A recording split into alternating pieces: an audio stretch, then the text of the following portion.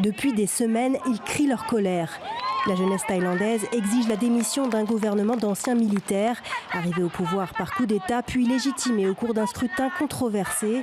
À leur appel, des milliers de manifestants se rassemblent chaque jour à Bangkok et dans d'autres villes. Le pays assiste au réveil de la génération Internet, celle qu'on croyait plus à l'aise derrière son écran que dans la rue.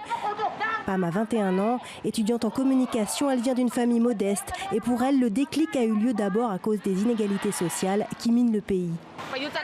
Quand le Premier ministre a pris le pouvoir avec sa clique, je ne me rendais compte de rien. J'étais trop jeune, je viens d'une petite ville, mais ensuite quand je suis venue à Bangkok, j'ai commencé à regarder autour de moi, à voir la pauvreté, les élites qui vivent dans un luxe fou, qui collectent les impôts du peuple sans aucune contrepartie. Si on est venu aujourd'hui, c'est pour dire qu'on n'en peut plus de cette situation. Au cœur des revendications, une réforme du statut du roi et plus de transparence sur sa gestion des finances. Mais ici, la monarchie a un statut presque sacré. Mercredi dernier, des foules en jaune étaient venues témoigner leur soutien au souverain. Pour ces royalistes, le monarque doit rester intouchable. Pour